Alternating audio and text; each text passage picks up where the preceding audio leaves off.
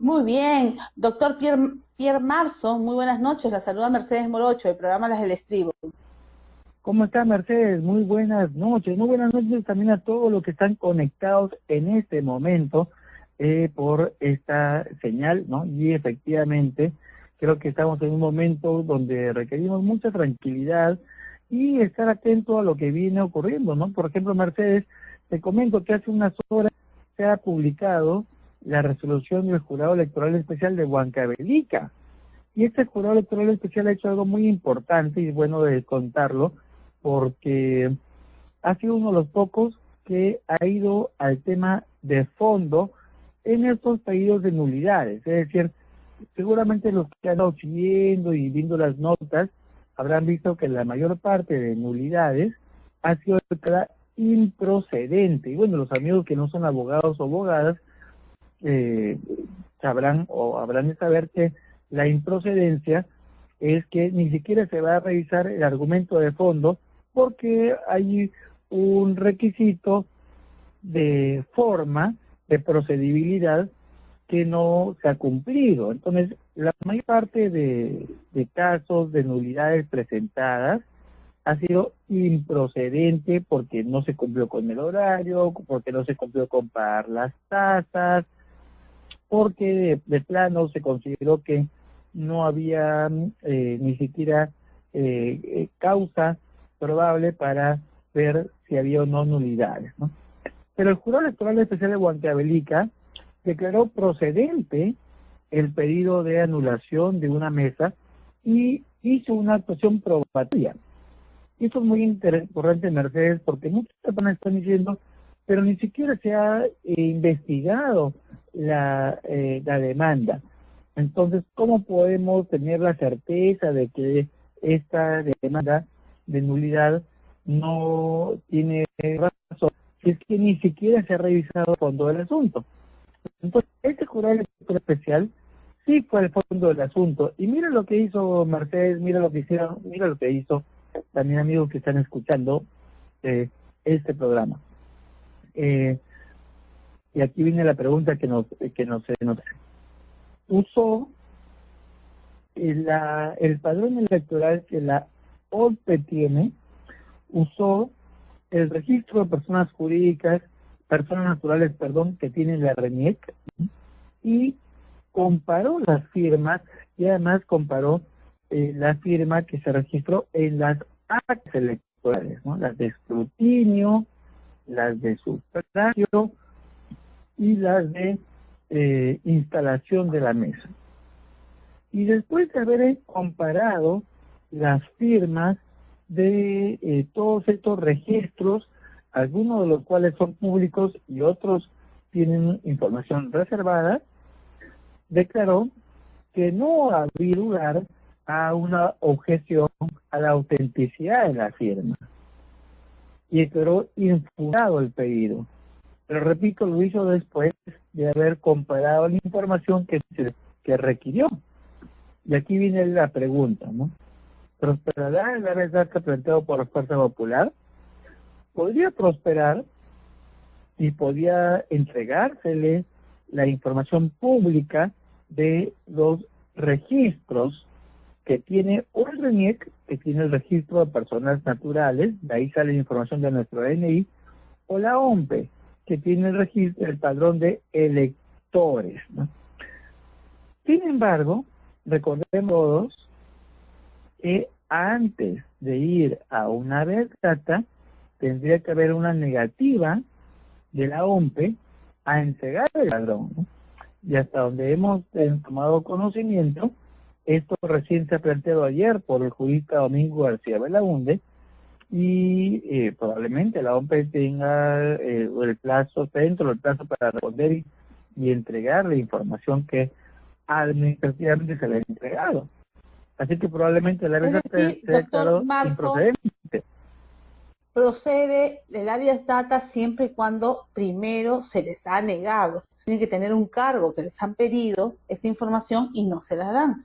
Ahí recién procede el habeas data, que es una acción constitucional, para que me entiendan nuestros televidentes. Exactamente. la habeas data justamente es la acción constitucional, es como un habeas corpus, pero en vez de pedir el acuerdo para demandar la libertad de una persona arbitrariamente, se pide el dato, ¿no? El habeas data es algo así como, tiene el dato. El juez le dice, entrégame el dato que la autoridad administrativa no ha querido entregar. Pero primero, como lo acabas de decir, en redes, hay que pedirlo a la autoridad administrativa y hay que ver si ésta lo niega, y entonces ahí viene el juez o la jueza que ordena que se entregue ese dato, que es información pública, ¿no? En este caso, el dato que se ha pedido es el padrón electoral. Tendría la OMP que negar para que una vez data pueda proceder.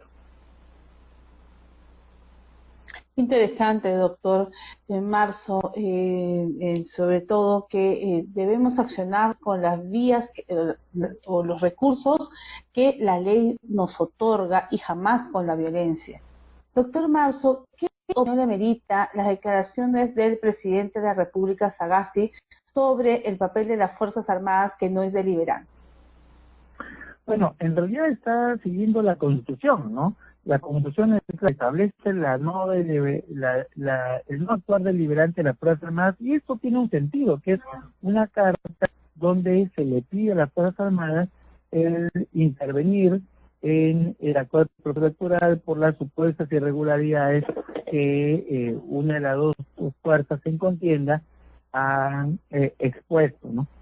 Y evidentemente, pues, para la solicitante de estas cartas, las Fuerzas Armadas tienen un papel de resguardo y de apoyo a la policía en procesos electorales, mas no tienen un papel, no tienen opinión en relación con las objeciones o las dudas que existan respecto al proceso electoral. Entonces, él tiene mucha razón en recordar que no son deliberantes las Fuerzas Armadas. Vemos, y quienes tienen su constitución a la mano, les invito a que la revisen a partir del artículo 163, que nos habla de la seguridad y la defensa nacional, ¿no? Y luego, bueno, va desarrollando las finalidades de las Fuerzas Armadas. El 165 nos indica cuál es su finalidad: la independencia, la soberanía y la integridad territorial de la República. Y por lo tanto, no tienen nada que ver con las decisiones o las contiendas electorales, ¿no? Salvo en el tema de el orden interno en apoyo de la policía. Y el artículo 169 nos dice directamente, ¿no?, que las Fuerzas Armadas y la Policía Nacional no son deliberantes, es decir, no opinan, no tienen nada que decir, no tienen nada que deliberar respecto si ganó alguien o ganó otro, si la elección fue bien planteada o fue mal planteada, si hubo una irregularidad o todo fue válido. No le corresponde a las Fuerzas Armadas deliberar, y menos aún tomar una determinación en relación con litigios o discrepancias que haya entre candidaturas que pugnan por un cargo público. Efectivamente, doctor Marzo, bastante tenemos con la pandemia y la crisis económica, y lo decimos digo, a cada momento, como para pensar en este momento en alzar a la población en armas, que nos dividamos más, que salgan las Fuerzas Armadas, porque no, esta es una democracia, y usted como constitucionalista, doctor Pierre Marzo, lo sabe muy bien. Actuar en democracia nos da una estabilidad, sobre todo para que nuevamente podamos, pues, estar libres, ¿no?, de algún tipo de crisis económica, como mal lo vaticinan otras personas, porque todo va a depender de nosotros.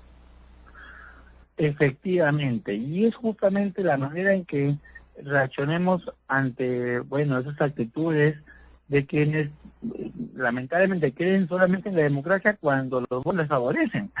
Pero la democracia consiste en aceptar los resultados de una elección, tanto si nos favorece como si no nos favorece, ¿no? Esa es justamente la regla esencial de la vida democrática. Y lamentablemente cuando las reglas del juego están dadas, doctor Marzo. Definitivamente. Entonces hay que respetarlas. Definitivamente. Y cuando no se quieren respetar, viene la incertidumbre. Y la incertidumbre sí genera incertidumbre también en los mercados financieros, ¿no? Y los mercados económicos. Entonces, esa incertidumbre sí nos afecta en la vida económica. ¿Cuál es la solución a este problema? Es actuar con no escuchar aquellas voces que nos invitan a patear el tablero. Creo que si no los escuchamos, los dejamos en posición adelantada, solito se cae este llamado y por lo tanto podríamos ya avanzar a ver los temas de fondo de nuestro país. Como tú lo acabas de decir, tienen que ver con la pandemia, tienen que ver con la educación a distancia, tienen que ver con la economía rural, la economía campesina, y quizá, Mercedes, más adelante podamos sentarnos a ver cómo modificar esa constitución que lamentablemente pues tiene una serie de articulados que nos ponen en zozobra permanentemente, ¿no? Entonces necesitamos una norma constitucional que nos dé a todos seguridades, que nos dé a todos garantías y que expresen en el texto de la Constitución un pacto social.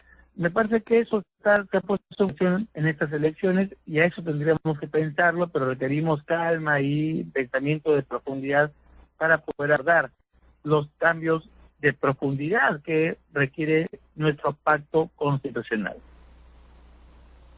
Efectivamente. Doctor, el líder de un partido político, en este caso, tanto la señora Keiko Fujimori, que es la lideresa de Fuerza Popular, como el profesor Castillo, que es el líder de Perú Libre, pues ambos están llamados a llamar a la calma y a respetar el Estado democrático. Doctor Marzo, le agradecemos mucho la participación en el programa, un placer, y vamos a estar contando con usted aquí en el programa Las del Estribo.